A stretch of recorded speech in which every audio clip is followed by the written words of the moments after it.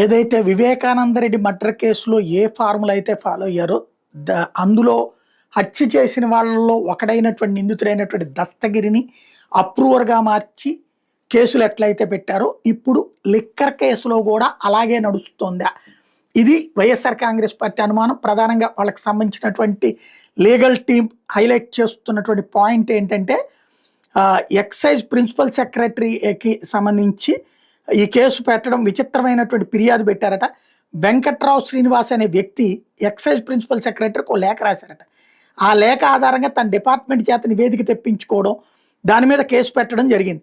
కానీ ప్రభుత్వానికి ఏ రకంగా నష్టం వచ్చిందన్న దాని మీద ఒక్క ఆధారాన్ని కూడా ఇప్పటిదాకా చూపెట్టలేదు. కేవలం కొంతమంది వ్యక్తుల్ని బెదిరించి భయపెట్టి వాళ్ళ దగ్గర నుండి తీసుకున్న వాంగ్మూలాలు తప్ప మరే ఇతర ఆధారాలు ఇప్పటిదాకా బయటికి రాలేదు. అటు ఎల్లో మీడియా కథనాల్లో, ఇటు కోర్టుల ముందు విచారణలో కూడా నిందితుల ప్రమేయం గురించి ఒక్క ఆధారం కూడా ఇప్పటిదాకా బయటికి రాలేదు. మరోవైపు నిందితుల విషయంలో కూడా దర్యాప్తు సంస్థ అయినటువంటి సిట్ పలు రకాలుగా పలు విధాలుగా వ్యవహరిస్తోంది. ఈ కేసులో నిందితులైన వ్యక్తి సత్యప్రసాద్ని మాత్రం ఇప్పటి వరకు అరెస్ట్ చేయలేదు. కారణం ఏంటి ఎవరికి తెలియదు.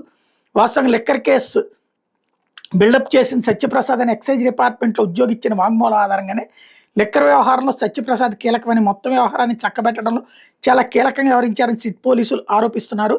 సత్యప్రసాద్ ప్రమేయం మీద తమ దర్యాప్తులో చాలా విషయాలు బయటకు వచ్చాయని చెప్తున్నటువంటి సిట్ మరెందుకు అతను అరెస్ట్ చేయడం లేదు అంటే, సత్యప్రసాద్ నుంచి మొదట 161 కింద అంటే సంతకం లేకుండా స్టేట్మెంట్, ఆ తర్వాత 164 అంటే మ్యాజిస్ట్రేట్ సమక్షంలో స్టేట్మెంట్లు తీసుకున్నారు. కొన్ని పేర్లు చెప్పించుకున్నారు. సత్యప్రసాద్ చెప్పిన వాళ్ళందరినీ వరుసగా అరెస్ట్ చేస్తున్నారు. కానీ సత్యప్రసాద్ని అరెస్ట్ చేయడం లేదు.